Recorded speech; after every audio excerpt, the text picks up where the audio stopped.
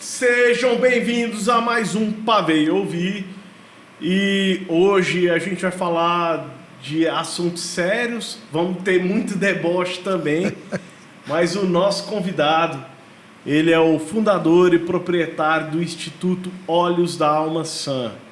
Para quem não sabe, é o instituto assim, referência no Brasil à prevenção do suicídio. A gente vai conversar hoje com o Jorge Antônio, que é psicólogo, músico, cineasta, como é que fala? Cartomante, tudo. Ele é o cara que salvou muitas vidas, inclusive deste que vos fala, tá?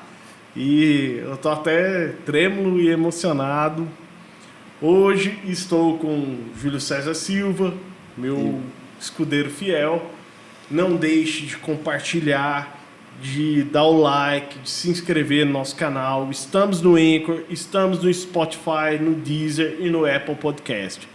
Jorge, seja muito bem-vindo. E, cara, eu não sei nem o que ou como eu vou te perguntar algumas coisas, então eu já vou começar. Deixa comigo. Se preocupe. Eu já vou começar passando a bola pro Júlio. Na verdade, Jorge, seja muito bem-vindo. Para a gente é um grande prazer te receber aqui. E primeiro a gente sempre começa com a mesma pergunta, né? Quem é o Jorge? Como ele se interessou por psicologia? Qual a história pessoal do Jorge? Qual a história pessoal do Jorge? Maravilha, prazer estar aqui com vocês, Pavel, Yuri, Júlio. Minha história é muito simples, né? Não tem nada de grande. Eu comecei com a música com 15 anos de idade, com 17 estava tocando em banda de baile. Só que eu comecei a perceber que viver de música no Brasil não ia rolar só, não. E procurando as profissões, né? Como bom garoto problema, aquela coisa toda, meu pai falou, tu vai fazer terapia, né? E eu fiquei enlouquecido quando eu fui fazer terapia, que eu falei, pô, como é que tu ganha dinheiro com isso aqui, né? Escutando os outros, né?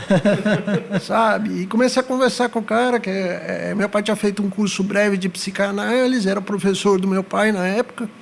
Eu fiquei enlouquecido, cara. Tava com 16 para 17 anos, eu fiquei louco. E aí já comecei a ler Freud, aquela coisa toda, e com 18 anos fiz o vestibular, já era músico, estava tocando em banda de baile e não parei mais, né? Eu falo que tem muito de... Minha história tem muito de vocação, de dom mesmo, sabe? E encontrei, posso falar isso com tranquilidade, 2 oceanos que eu sou apaixonado. Gosto muito da psicologia, acho que é uma big profissão. É a profissão do hoje, do futuro, tá? E a música, que é uma coisa que eu também não largo. É uma coisa que eu vou levar minha guitarra pro caixão. Né? Adoro, né? E eu falo que essa história é muito engraçada, porque a psicologia é uma profissão que não adianta você falar, eu quero fazer. Ela te escolhe, né? Você tem que gostar de gente, tem que gostar de gente doida, você tem que ter essa coisa meio de gostar de histórias, né? Gostar de ouvir as pessoas contando suas histórias, e é mais ou menos isso. Foi assim que começou, foi de um jeito muito simples, nada muito... não foi um raio, não vi o Shazam falando, vai. Sabe, não teve nada disso. Meu campeão. Não, nada disso, cara, pelo contrário, né? Sempre foi muito ralado, sempre foi muito difícil, né? Mas muito gratificante também, né? Tanto é que a tal ponto que hoje a gente virou um centro, no instituto que eu coordeno, virou um centro de referência na área de saúde mental do Brasil. Que ótimo, que ótimo. E você se formou aqui em Goiânia mesmo? Não, sou de São Paulo, sou da capital. Toda a minha formação fiz lá. Sim. E aí escolheu o Centro-Oeste para morar? Ele praticamente falou agora, me respeita. Olha... E aí escolheu o Centro-Oeste para morar? Sim, eu tinha um primo que morava aqui, que era dono do pit dog do setor Jaó, o senhor Flávio, meu primo primeiro grau. E ele me rebanhou para Goiás. Né? São Paulo, qualidade de vida muito baixa, tudo muito difícil. Né? E eu estava de saco cheio de São Paulo. Por mais que a capital tenha seus atrativos culturais, a qualidade de vida de São Paulo é uma merda, né? Que, se tem alguém me ouvindo de lá, por favor, me perdoe, mas eu Não, morei lá. como bom paulistano, eu tenho o direito de falar, porque eu tenho 26 anos de São Paulo nas costas, né? Então, trânsito difícil, qualidade de vida péssima. Por mais que você queira aproveitar da cidade, você não tem como aproveitar. Tem 70 peças de teatro funcionando. Meu querido, se você for em 2 por ano, é muita coisa. Você não aproveita, não adianta, Isso. né? Sabe? É um custo de vida alto, difícil, né? E aí pintou vaga para mim vir lecionar aqui e vim, tomei água de Goiás e não saí mais. Adoro isso aqui. Comeu piqui e aí não quis sair mais. Cara, piqui eu prefiro Comeu, vinólea. não? Roeu. Eu eu prefiro vinólea, sabe? Da culinária que nós temos aqui, a única coisa que eu não acostumei foi com o tal do piqui. O tal do piqui. É porque é ame ou odeie, né? Eu sou dos que odeiam, então... E essa sua história com a música, ô Jorge, ela... Não, calma aí, rapidão. É porque ele acha ainda a pizza... Isso assim, eu interveno no assunto. Ele acha a pizza paulistana a melhor. Eu acho uma mas é. Né? Olha, É bem melhor. Mas assim, Eu beleza. São Eu não Paulo sou também. bairrista com comida. Eu acho que tem coisas que... Cara, tem dia. Eu falo que comida tem dia. Tem dia que uma pizza cai muito bem, tem dia que você é uma galinhada. Pizza cai bem todo dia, cara. Né? Eu já comi muita porcaria, muita gororoba, muita coisa maravilhosa. Né? Então, esse negócio de culinária, eu acho, é de lua, né? Que mesmo o chefe faz um prato maravilhoso um dia, no outro dia você fala, valeu, o que eu estou fazendo aqui, né? Salve A Deus. comida é o alimento da alma também, às vezes, né? Se você não bota amor... Nós fizemos uma um arte, podcast. né? É uma arte. É uma arte. Fizemos um podcast com 2 chefes de Dois cozinha dos e foi dito melhores. isso, assim, 2 dos melhores. Que a comida é uma arte, né? E um dos chefes, o André, falou uma coisa muito interessante. Tudo que você faz com amor é arte. Ele falou isso. Você é um professor e faz aquilo com amor, se torna uma arte. Aí eu quero entrar nessa seara, então.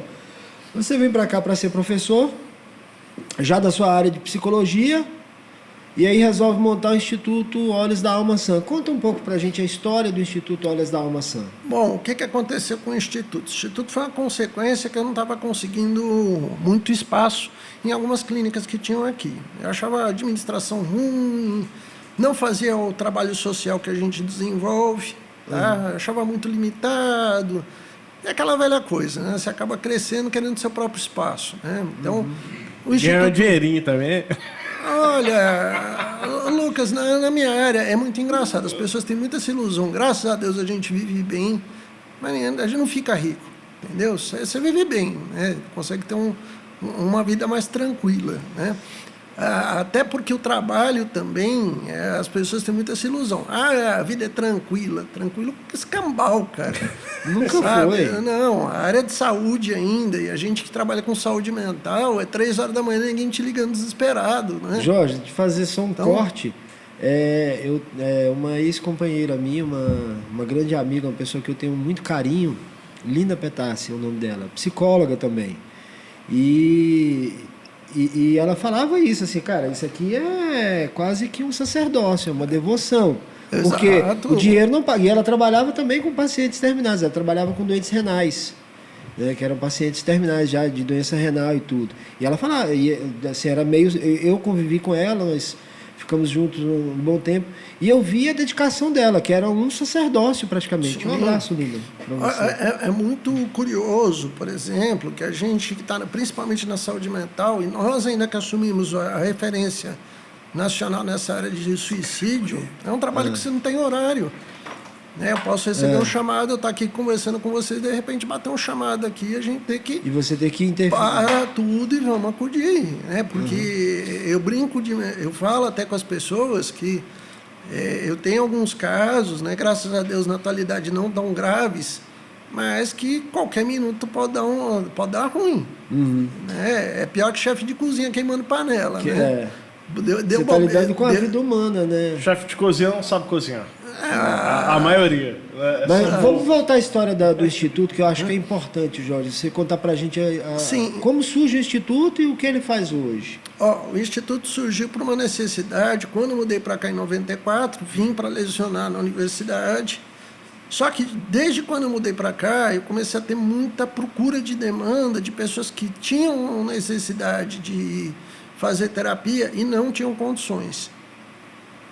Tá? Uma coisa assim, eu estou lecionando na universidade, abri alguns horários para estar atendendo funcionários da universidade, quando eu vi eu estava com 60 pacientes lá dentro.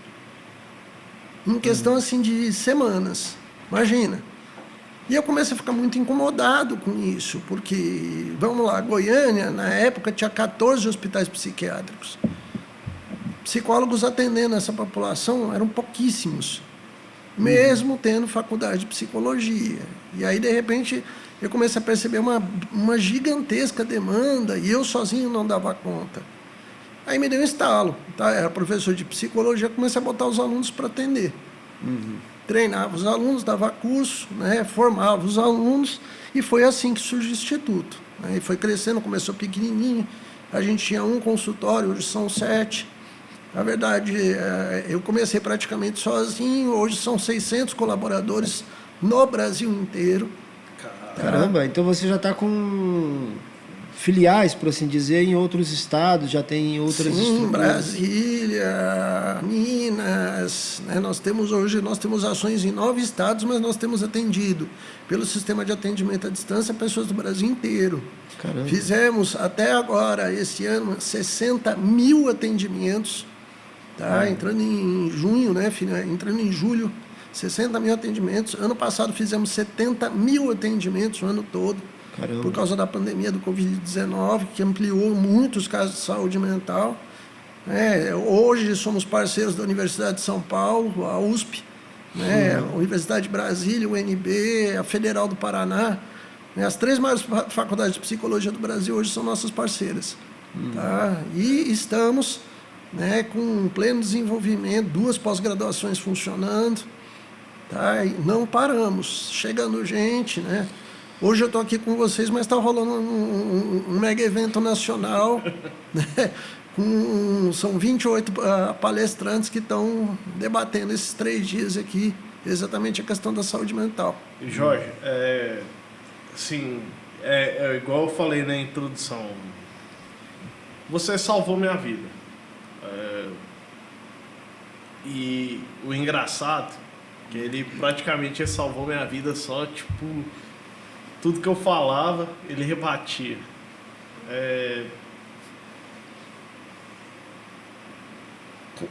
Como eu digo, eu era um adolescente muito problemático. Né? Adoro. Aí que é bom, gente. E aparece direto, né, para você esse tipo de pessoa igual a mim. Eu fui café pequeno, né? Tanto que... Na verdade, assim, eu sempre gosto de falar, Lucas, perdão por te interromper.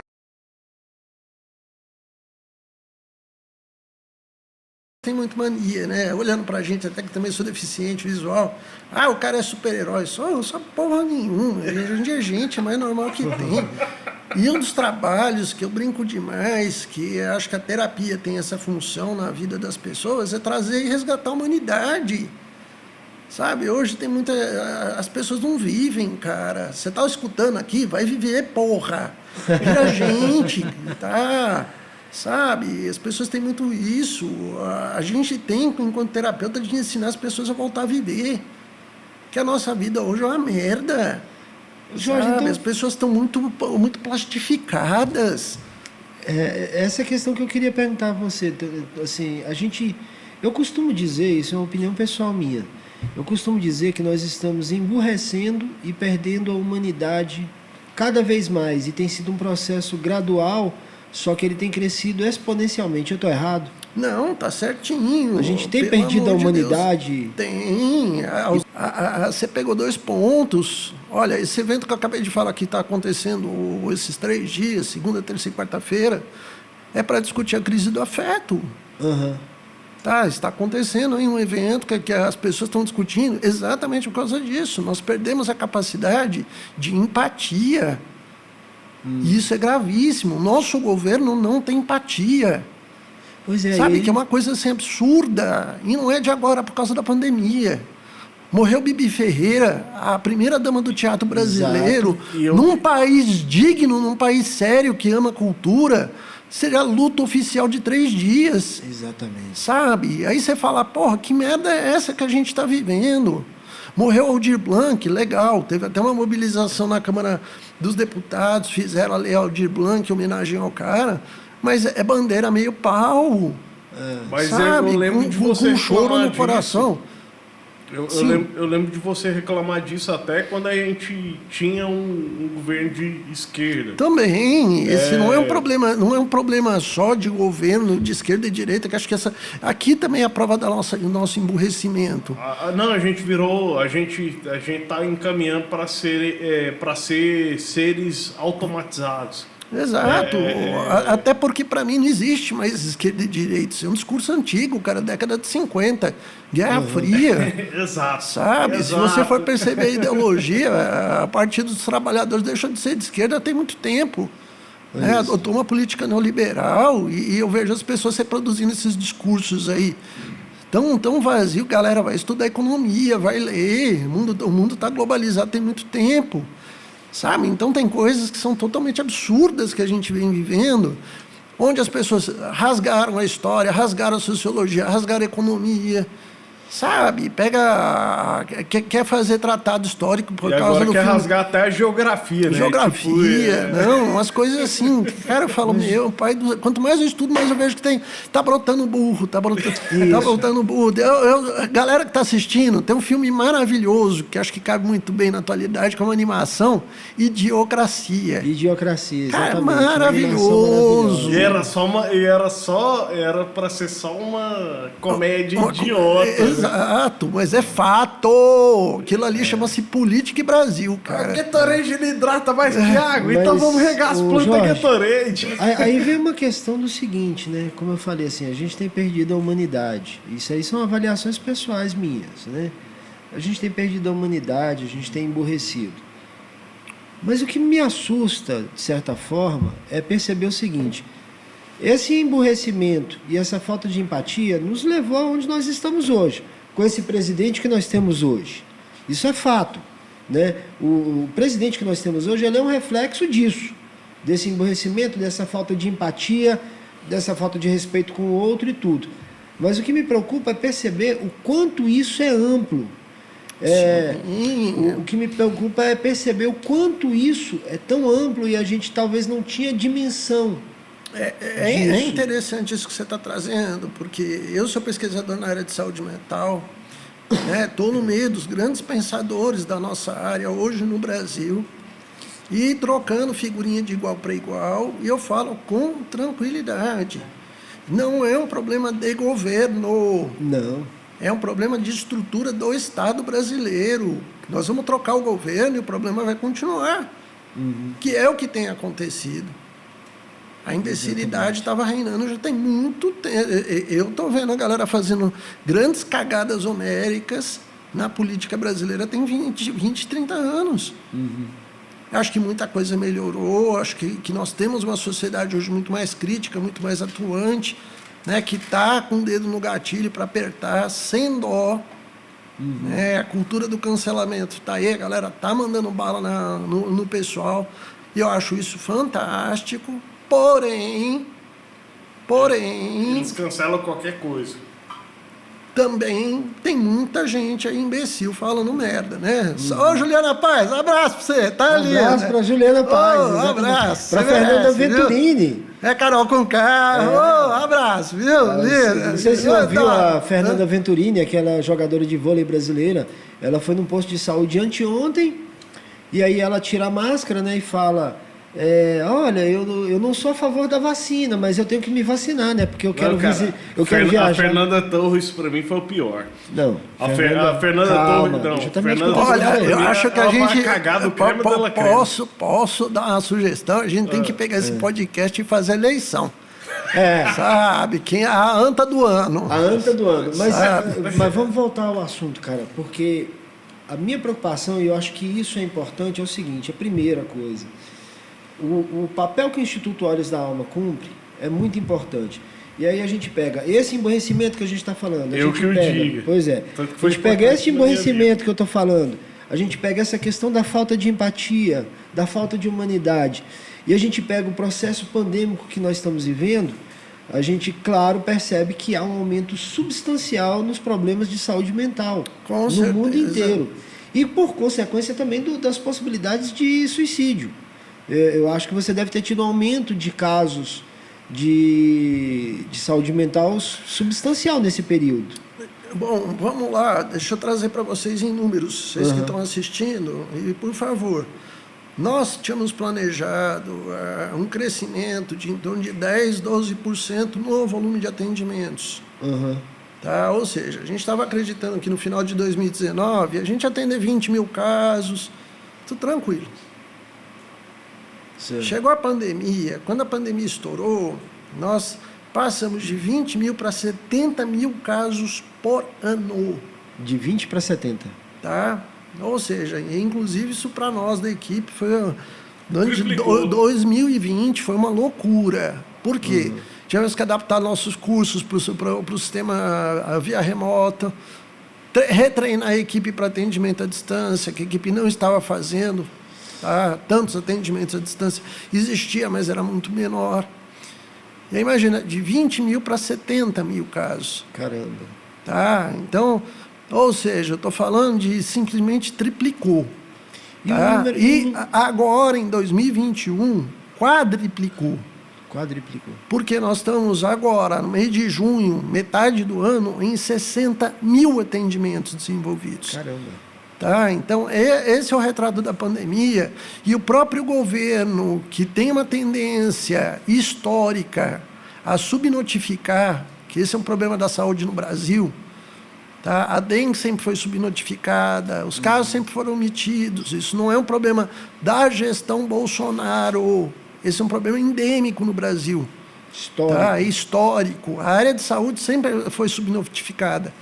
A gente nunca fez uma estatística de suicídio que presta, a gente nunca teve uma estatística que presta de saúde mental, saber quantos bipolares tem hoje no Brasil.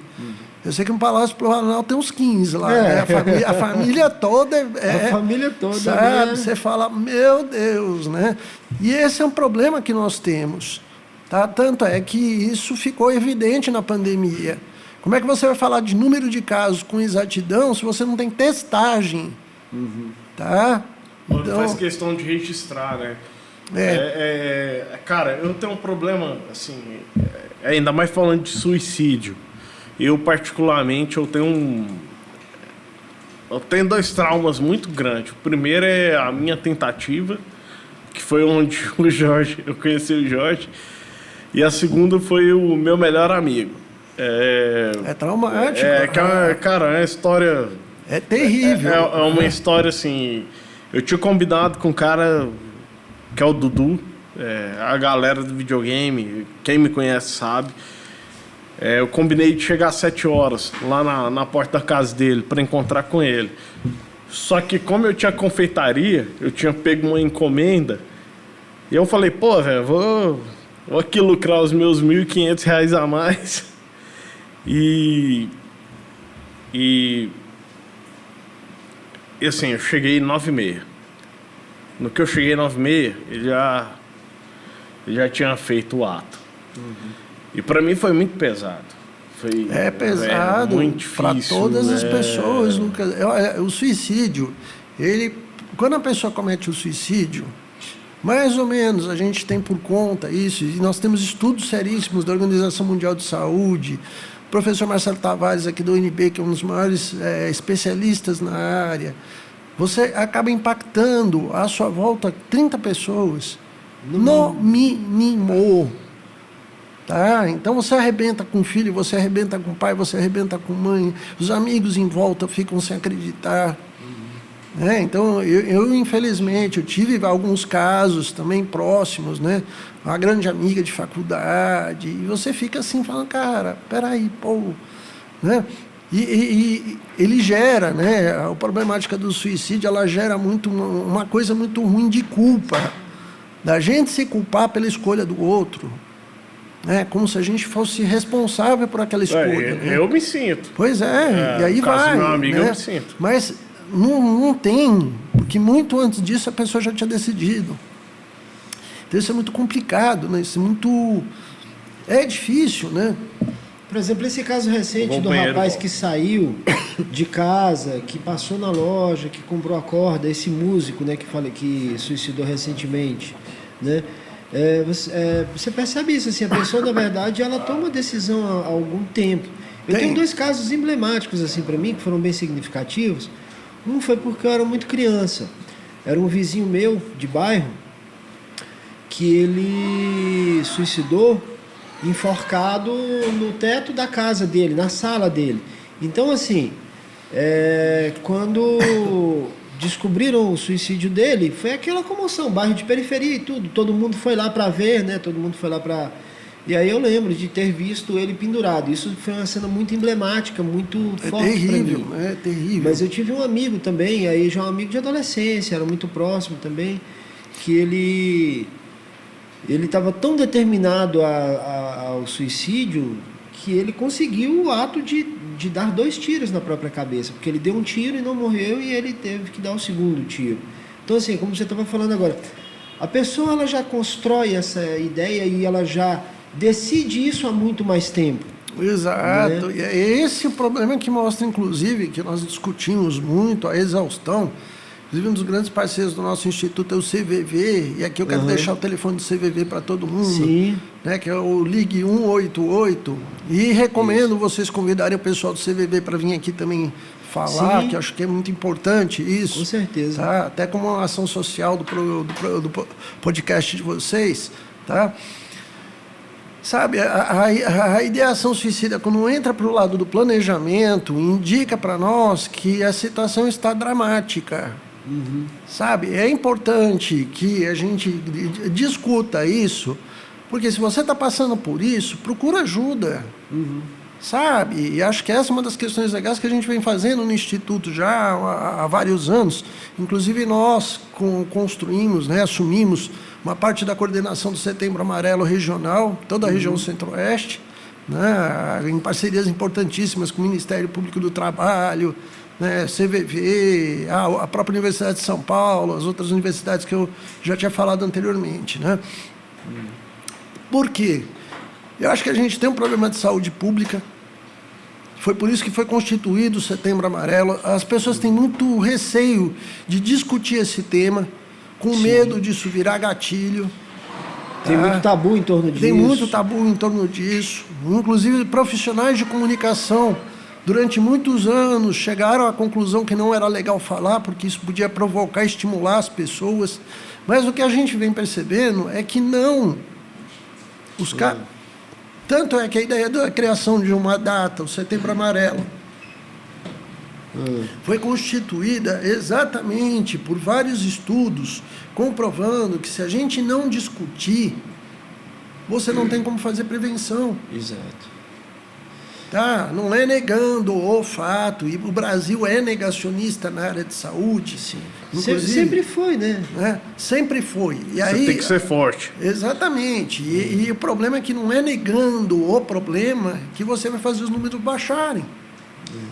Tá? Aliás, pelo contrário, os números com a desigualdade social, com o problema de distribuição de renda, a precariedade na nossa cultura, os casos aumentaram. Pois é, Jorge, aí a gente entra numa outra questão que você está falando, né? O Brasil tem esse histórico, né, da negação do problema de saúde. Assim, a própria saúde mental, ela é tratada com um pouco mais de cuidado e com um pouco mais da responsabilidade que tem que ser tratada há pouco tempo. Você pensa que a luta antimanicomial é recente, se você for observar. Sim. Você pega, por exemplo, o histórico do Holocausto de Barbacena, que aquilo para mim foi um holocausto, aquele tratamento que se fazia, né, de entupir Não, cara, aquele o hospital. Adalto Botelho, mano. O Adalto Botelho é a maior sacanagem que existiu O de no estado de Barbacena é uma Goiás. história bem terrível para a história da Mas- saúde mental no Brasil e é pouco conhecida, inclusive.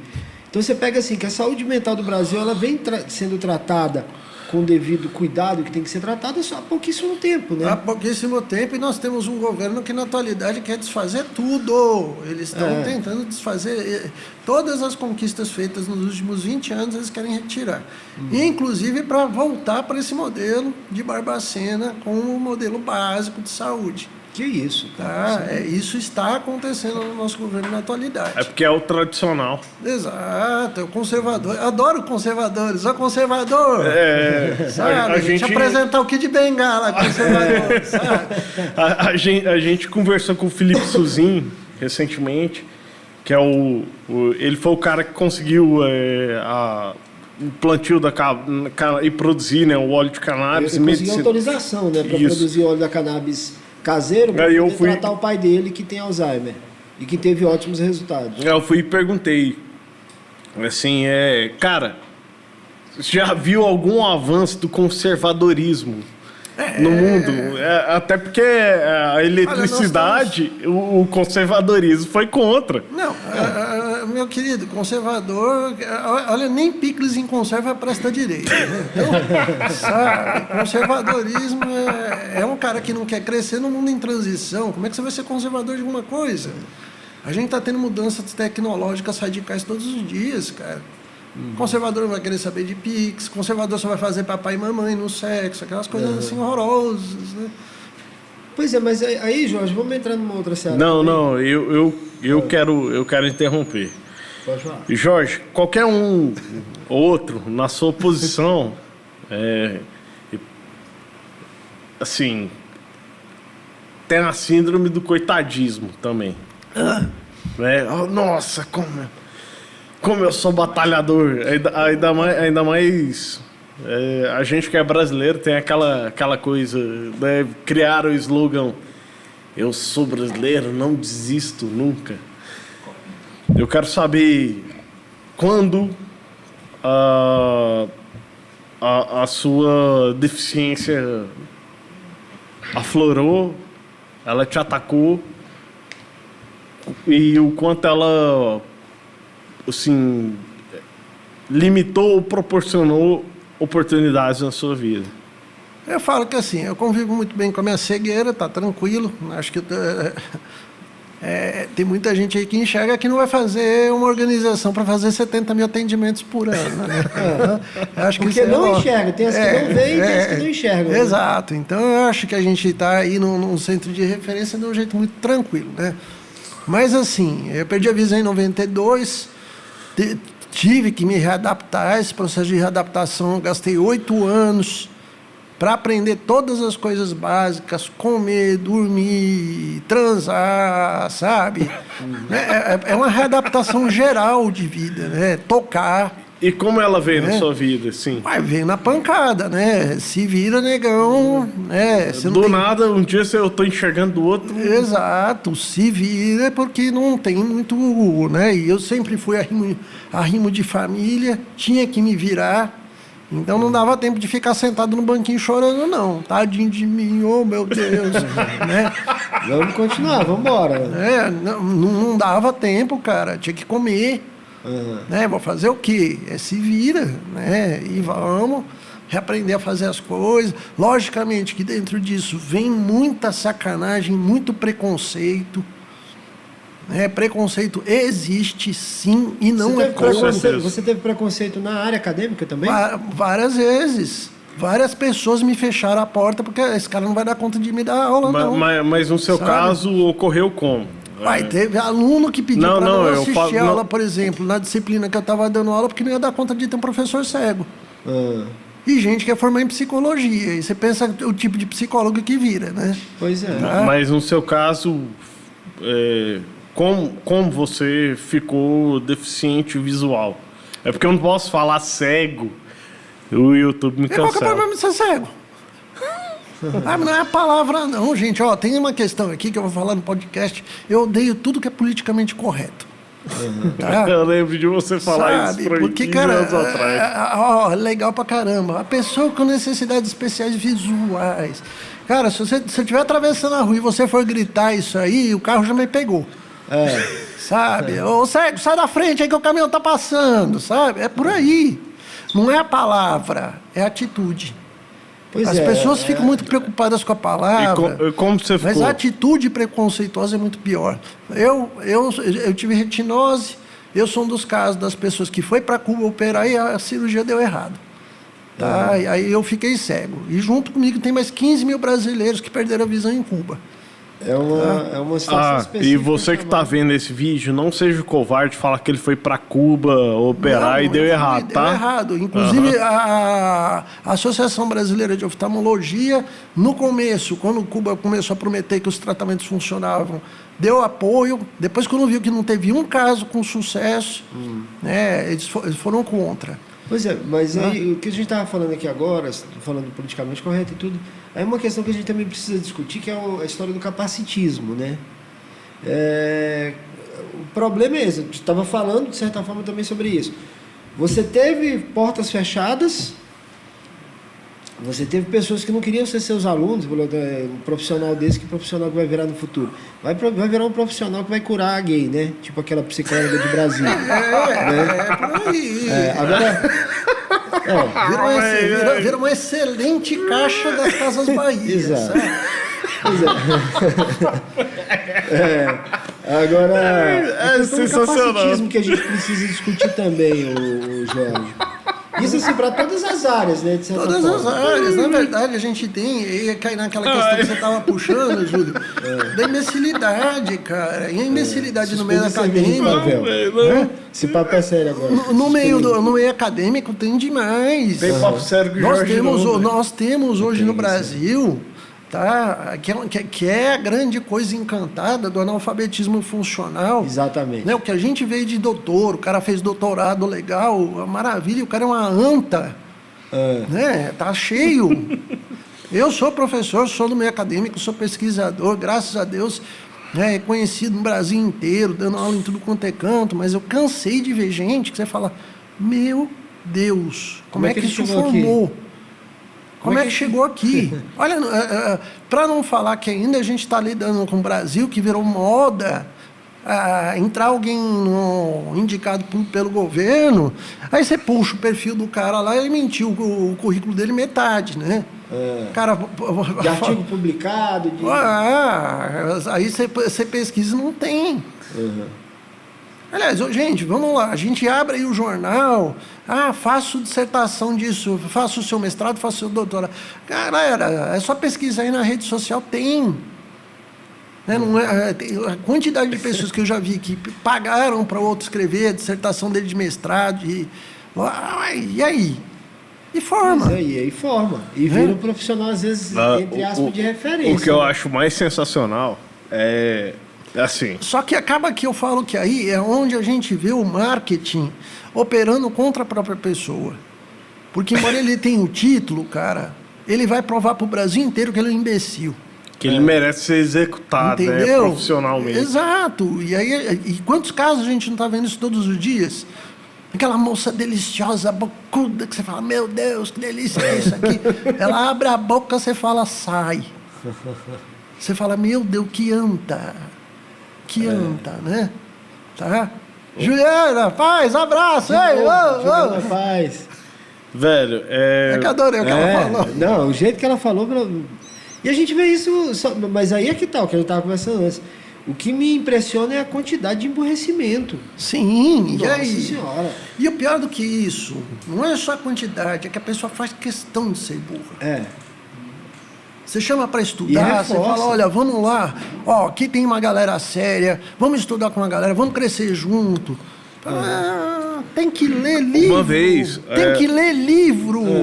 Uma vez, assim... Eu tenho que me esforçar? Eu conheço uma mina, psicóloga e tal. Aí ela foi e falou, cara, você cola muito com o Jorge e tal. Eu colo, mano. O Jorge é fantástico, ela. Né, ele é muito Jung. A escola dele é muito Jung. Tem que ser mais... Freud. Eu falei, Freud? O cara que obrigou a mina pra fazer o raio-x lá... O Freud fez isso, né? Tipo... O quê? Não. eu não tenho muita autoridade para discutir isso, mas, por exemplo, uma das coisas que mais me Não, impressiona- o Freud, ele fez uma mina.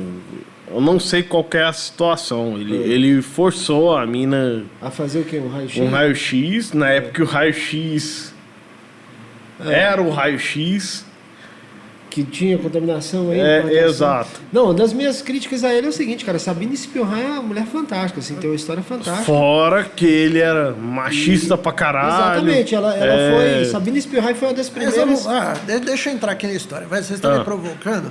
Acho que Freud foi um gênio. O Jung foi um gênio. Foi. Reich foi um gênio, mas todos eles eram totalmente atrapalhados. E eram todos seres humanos, é isso que eu quero falar, são seres galera. humanos, né? E o cara tava testando, acho que eu comparo muito o Freud com o Santos Dumont, Que sabe? Teve que cair de avião para aprender a voar. Porra, o bicho não tinha freio, cara. Exato. Né? Se a gente pensar o 14 bis, cada vez que ele voava, depois ele tinha que ser reconstruído. Exatamente. Não tinha amortecedor direito, tá? Não tinha freio direito. Como é que para... Na nossa posição hoje, eu confortável criticar eles lá atrás. É muito fácil, historicamente, a gente pegar esses gênios da humanidade e a gente baixar o cacete. Que é a porra do revisionismo histórico. Exato. Sabe? E a gente esquece que a gente teve um avanço significativo com esses caras. Só que, entre as teorias e as abordagens, você vai tendo acréscimos. Você vai tendo evolução. Pra mim, assim, o E a pior galera fica, sabe, não, mas, horrorizado quando tem a série do Freud, fala, meu Deus, olha, ele comia as meninas, olha, cheirava, ai. Cara, e eu assisti a série e achei o máximo, porque eu falei, não, tá tudo mas ali. meu grilo... Ele humanizou o Freud, né? Meu grilo não é nem Na isso. verdade, ele trouxe dados biográficos que as pessoas não querem ver. Que é. Meu- É isso, ela Tava todo- humanizou o personagem, né? A psicanálise, quando começou, todos esses cientistas estavam estudando paranormalidade. Os três, Flournoy, Freud e Jung, pegaram a Miss lá para estudar o caso dela, que era uma médium muito doida, porque eles estavam interessadíssimos em estados alterados de consciência. E hoje a gente pega esses teóricos, a galera idolatra, quer montar igrejinha. Meu São Freud, por favor, meu São Freud. Não, o cara era um ser humano, né? Porra, Não, cara, meu isso único- é um lado na nossa profissão que, infelizmente, os profissionais que entram nisso são muito amadores. Que eles estão focados em endeusar uma pessoa que era a gente. Sabe? E que, inclusive, enquanto pesquisador, inovador, o cara estava dando tiro para tudo quanto é lado. E o cara, nesse ponto, era genial. O cara era genial. Sabe? O cara estava pesquisando e dando a cara para pesquisar. E pesquisa é isso. É inovação, é tentativa, é erro. É desbravar novos mundos. É desbravar o que não foi feito. É muito fácil a galera chegar hoje, mas ele comia mingau, sabe? E fazer caras e bocas, fazer mimimi em cima disso. Mas aí já entrando em duas questões que tem relação, e aí a gente vai entrar na questão do filme também. Você pega o seguinte, todos os filmes que humanizam, né, que transformam um personagem, um ídolo, um mito, um cientista, enfim, em ser humano, geralmente esses filmes são muito criticados, justamente por isso, porque humanizam o personagem. Você pega o filme do Coringa, muita gente criticou, não, aquele ali era um cara com problemas mentais, aquilo ali é saúde ridículo. mental. Não, aquilo ali... Não é, Eu não. gostei. Não venha com esse, Eu não venha com esse gostei, discurso. Pavel, Não eu venha com esse gostei. discurso, não, porque eu estou combatendo justamente isso. Quando você humaniza o personagem, e o filme do O Coringa Coringa faz não isso. tem que ser humanizado. Meu aí filho, que tá, calma, cara. ouve. Quando você humaniza o personagem e ele passa a ser encarado como um ser humano, como todos são, porque o psicopata é um ser humano, o serial killer é um ser humano, o suicida é um ser humano, o doente mental é um ser humano. I'm in Quando the você blue, humaniza, into the black, o New as York. pessoas tentam criticar, as pessoas tentam não enxergar isso, as pessoas tentam desmerecer isso, Não, inclusive. tudo bem. Mas por que eu estou falando de cinema aqui? Pra gente entrar Vai. no ponto. Não vamos para essa seara não, porque a gente Eu vai perder tempo. particularmente, eu falo que eu adorei o Coringa. Maravilhoso. Por 2 pontos, né? Inclusive porque qualquer semelhança com a nossa presidência sabe? É Mas eu muito, estou entrando nessa discussão para falar é de uma muito outra curioso coisa. como a coisa virou para um lado muito subjetivo de mostrar uma realidade nua e crua que a maior parte das pessoas não estão querendo ver. Exato. Né? E aí foi doído funciona. É Isso, foi doído. É isso que eu tô falando, as pessoas não gostam quando se humaniza um personagem. Velho, aí é que tá. Né? Não vamos entrar na questão do Não, programa, não, a gente não, tem que não, falar de não, uma não, coisa não. do Jorge que é mais importante. A gente estava falando sobre filme, saúde mental e filme. Falamos do Coringa aqui e tal, da humanização, mas precisamos falar de um filme. Ok. Por que você não chora? Qual é a história do filme? Como você entra nesse filme? Porque vai ser lançado agora que você falou, que dia que vai ser o lançamento? Primeira semana de setembro, provavelmente dia 2 de setembro, lançamento nacional. É um Isso. filme com grande elenco. Tá? Exatamente. Elisa Lucinda, Maria Paula, Bárbara Paz. A Maria Paula do Cacete Planeta. Sim, senhor. Sim, uma grande grande atriz, atriz, né? Amo ela. Carol Monterosa, que pra mim, cara, que banho de interpretação que aquela mulher deu, né? Que faz o papel da Jéssica. Bom, como é que começou? Eu venho fazendo trilha para filme, já tinha uma das atividades que eu faço. Caso as pessoas não saibam, quem está nos ouvindo, quem está nos vendo, o Jorge, além de psicólogo, de ser o cara que criou uma clínica que atende saúde mental, né, E suicídios tirador e tal, de onda pra que caralho. é também músico e compõe trilha sonora para filmes, né? Além de tudo isso. Sim. Eu comecei com essa brincadeira de trilha para filme a convite do Ranulfo Borges, que é um cineasta nosso aqui na região. Aí fui me infiltrando nessa área, fui vendo como é que era, comecei a achar muito interessante. Pintou, fiz uma trilha para um documentário, 2, 3 filmes. Tudo aqui baseado na região aqui de Goiânia. Tá? Só que nisso eu fui conhecendo pessoas de fora.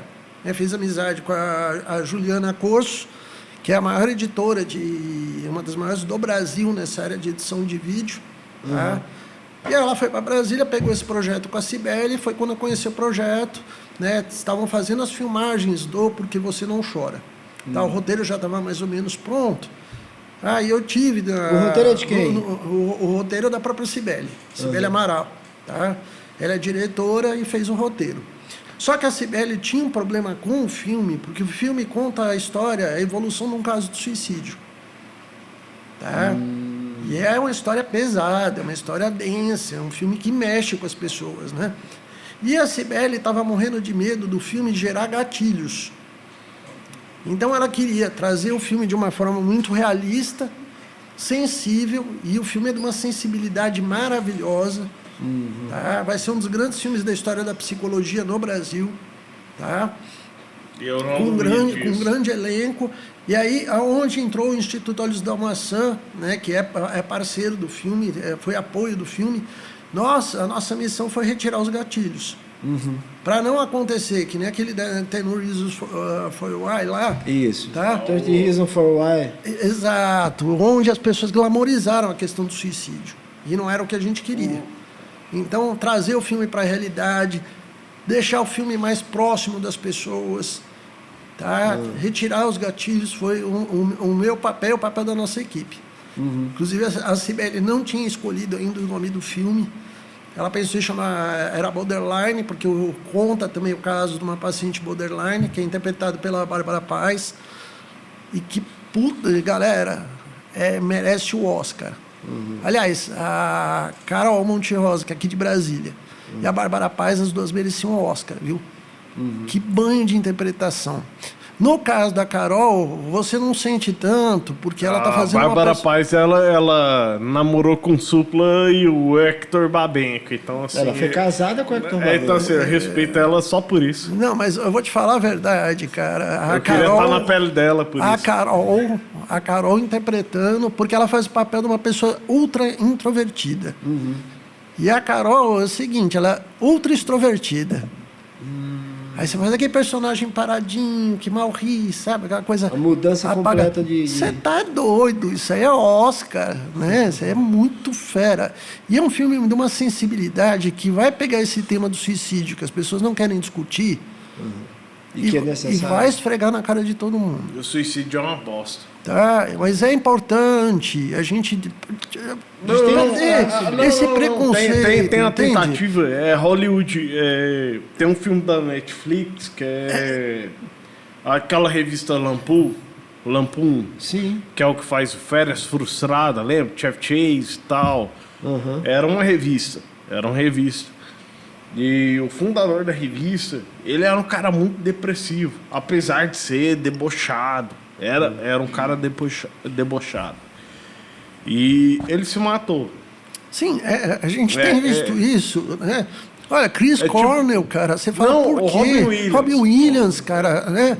Um dos maiores comediantes de todos os tempos, Jim Belushi, cara. Você fala, como, cara? Jim Belushi. Cara, e o cara é um gênio. O cara era um gênio. Tem uma frase que eu vi quando saiu logo o filme Logan, e aí mostrou que a trilha sonora era a música Hurt, que é do Logan, do Johnny Cash. Não, a música na verdade é do Nine Inch Nails, né? Do Trent Reznor, né? Óbvio. E aí gênio. um cara, um crítico fez um comentário que eu guardei isso comigo, porque não é só para isso. Que ele fala assim, é muito emblemático você ter no filme Logan uma música do Trent Reznor cantada pelo Johnny Cash, que é aquela música Hurt, que é o seguinte, todos ali estão tentando lidar com a escuridão em suas vidas. Sim.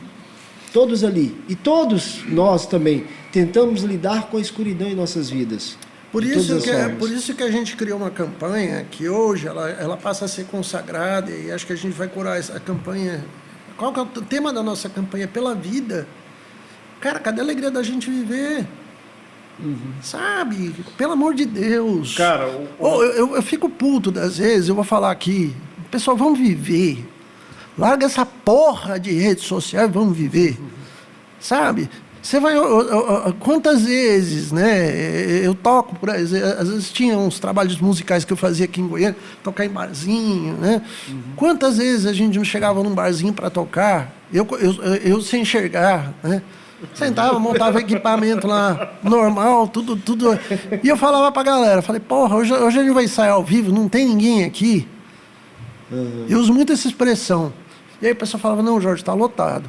Só que a pessoa não conversa mais. As pessoas Sabe, as pessoas...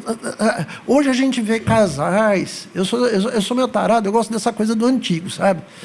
Eu sou de uma época que o casal se pegava no barzinho, ou no cinema, que o lanterninha vinha jogar água gelada em cima, sabe? Ou sabe? Que é a demonstração de afeto, demonstração de carinho, demonstração de tesão. As pessoas não se olham. Não se olham, não conversam. Aí quantas vezes você senta numa mesa, o cara tá sentado de um lado, a mulher tá sentada do outro lado, os dois fazendo aquela genial cara de bosta, sabe? De que não caga faz uma semana, sabe? Aí você fica olhando, você fala... É literalmente enfesado, né? Que vidinha de merda é essa, né? O que você se tornou? Sabe? Sabe? Nós institucionalizamos na sociedade a cara de cu. Sabe? E sem papel higiênico. Né? O que é pior. A gente absorveu muito da coisa cristã, né? Nossa, o certo é o certo, o errado é errado. Ok, mas... Não, calma aí. Agora eu vou te contar um fato de quando eu era seu paciente. Lá vem. No Jaó, onde é o Instituto Olhos da Alma Santa, tem um colégio lá, ó. Alguma coisa, Jaó, integrado, Jaó. Aí eu lembro, cara, eu ia ser guia de uma sueca. E a sueca... Brother, ela só queria me conhecer, andar comigo e tal. Eu virei pro Jorge, eu tava fazendo tratamento. Jorge... É o seguinte, cara, não, ela é sueca, caralho, ela quer me beijar, é linda, maravilhosa, eu tô sendo o guia. Ô Jorge, você tá perdendo tempo por quê? É isso O que você tá falando? A gente pede hoje licença para sorrir. Sabe? O que eu faço na maior parte dos meus tratamentos é estimular as pessoas a voltarem a viver. Cara, a sueca tá sorrindo pra você, taca a língua na boca dela, vai viver a vida, vai ser feliz.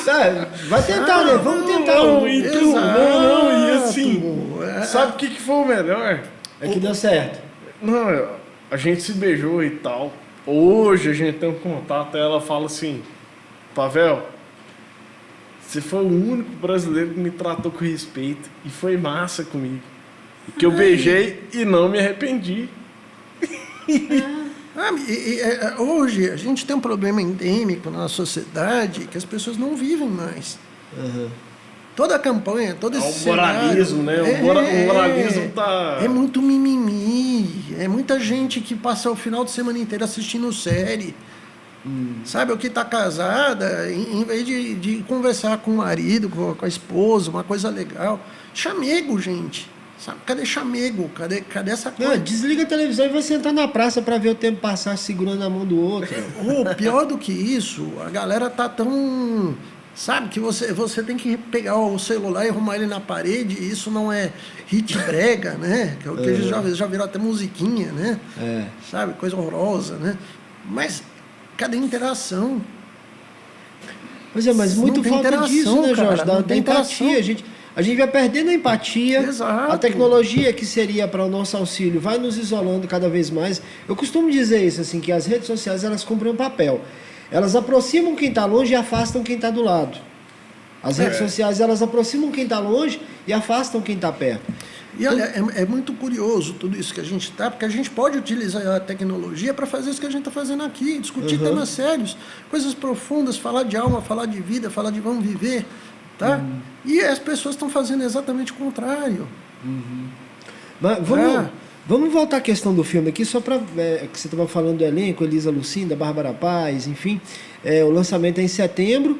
E aí, como você entra no filme? Você falou que o Instituto teve esse papel de tirar os gatilhos do filme. Exato, ajudar na organização do filme. E, inclusive, a Cibele estava muito preocupada, porque como é um filme que pega muita questão da importância de fazer terapia, a importância de você se cuidar, ela queria que o filme fosse o mais realista possível e imaginável. Tá? É que nem o Selton Mello, quando fez o Sessão de Terapia. Tá? Ele tinha 4 grandes terapeutas por trás ali da série, né? Tá? Que estavam orientando, não, isso aqui acontece, isso aqui não acontece, isso aqui funciona. Então, o papel do Instituto, o meu papel no filme foi exatamente esse. Dar veracidade ao processo. Exato. E fazer essa identificação também do que seriam prováveis gatilhos. Exatamente, porque isso é uma questão que eu achei muito legal da Cibele, né? Enquanto uma das maiores cineastas que eu conheci, tá? E vocês vão ver que eu não estou brincando, é uma cineasta de revelação. O filme, inclusive, foi a abertura do Festival de Gramado, ano passado. Tá? Então, ninguém ia colocar um filme para fazer a abertura de um festival mais importante da América Latina de cinema, porque o filme é ruim. Pelo contrário, o filme é muito bom. Tá? Eu tenho muito orgulho desse filme, porque ele está pegando um tema pesado e tratando esse tema com uma delicadeza, uma suavidade, uma profundidade, e é uma questão de verossimilhança que você para pensar. Que acho que o papel da arte, eu gosto muito disso, acho que além de entreter, além de divertir as pessoas, é trazer a reflexão. Até para você pensar, porra, que bosta de vida que eu estou vivendo. Como é que eu posso otimizar minha vida? Como é que eu posso melhorar minha qualidade de vida? Sabe? Como é que eu posso transformar minha vidinha que está caras e bocas, sabe? Que a vida está uma desgraça, a pessoa fica lá na porta do restaurante fazendo fotinho, faz um biquinho. Sabe? E cantando Xuxa, todo mundo tá feliz, tá? Sabe? É a necessidade. Cara, de quem que essa frase é a necessidade constante de ser feliz que me atormenta. Não, eu sei de uma da Camille Claudel. A Camille Claudel, ela diz, né? Tem várias. A Camille Claudel diz, há sempre algo de ausente que me atormenta. Exato. E se a gente for olhar, essa matemática que ela já vem sendo discutida... A minha avó fala melhor. Consciência tranquila sempre amaciou meu travesseiro. Galera, estouramos o tempo. Que pena, cara. E Jorge, obrigado. Muito obrigado, na verdade. Nada. Quando lançar o filme, a gente vem aqui e faz um segundo. Só sobre vamos. Na verdade é o seguinte, quando lançar o filme, se for possível, a gente entrar em contato com o pessoal da produção, o diretor, e trazer um para fazer com ela. Sim, o problema é que a Cibele fica em Brasília. Aí vamos ter que fazer via... A gente vai... Então calma aí, isso aí, velho. A gente calma. Galera, é o seguinte. Muito obrigado. Se você quer ver eu e o Júlio de barba azul, 1.000 seguidores. De barba roxa, 2.000 seguidores. Lembrando. Agradecendo já o Barba Rosa, 3.000 seguidores, tá? Lógico. Não, é 5.000. Agradecendo ao Jorge por ter vindo aqui, ter batido um papo com a gente. O cara que salvou minha vida, né, velho? Querendo ou não, se vocês estão ouvindo essa voz tosca minha, deve a ele. Jorge, muito obrigado. Nada, eu não salvei sua vida, não. Só te botei pra viver. É isso que a pessoa. Ô, que você tá em casa, vai viver. Larga de frescura e vive. E vive. Galera, muito obrigado. Jorge, muito obrigado pela sua presença. Lembrando o seguinte, galera, se você tiver algum problema, cara, faça como o Jorge disse.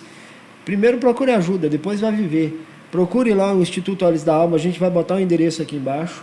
Instituto Olhos da Alma Sam. Né? Procure o CVV, que o Jorge falou também, enfim. Se tem algum problema, fale, converse, procure ajuda. Nunca é demais e vai fazer toda a diferença. Jorge, muito obrigado.